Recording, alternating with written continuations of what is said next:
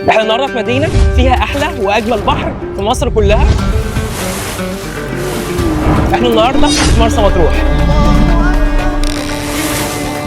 احنا السنه دي مجهزين لكم احلى واجمل شقق بنظام فندقي في مرسى مطروح كلها، وهي عمارات حلا مطروح.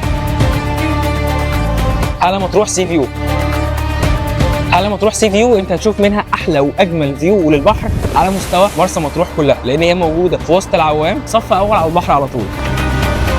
العمارة هنا عبارة عن 3 نماذج. أول نموذج هو نموذج الغرفتين، والغرفتين في منها سي فيو وفي منها باك فيو، وفي كمان النموذج بتاع ال3 غرف، 3 غرف كله دايركت سي فيو، وطبعا كل الغرف مكيفة في العمارة مع أحلى وأجمل فيو بحر في مرسى مطروح كلها. أحلى وأجمل نموذج هنا هو النموذج الفيلل. العمارة فيها هنا فيلتين، الفيلتين موجودين في الدور العاشر، بانوراما سي فيو، انت شايف البحر من كل مكان تقريبا، والفيلل كلها كبيرة جدا. الفيلا كلها عبارة عن 3 غرف، و3 غرف كبار، وفيهم كمان حمامين، غرفة ماستر روم فيها الحمام بتاعها، وحمام تاني موجود في الصاله، وكمان في مطبخ هنا مجهز. احلى حاجه موجوده هنا في الفيلا هي الفيو بتاعها والبلكونه بتاعتها، لانها كبيره جدا على البحر كله. حلا مطروح البسفور. حلا مطروح البسفور عباره عن 3 نماذج. اول نموذج هو نموذج الفيلل، وده اوريدي اعلى فيلا في اعلى دور، اوريدي شايفه البحر بشكل بانوراما.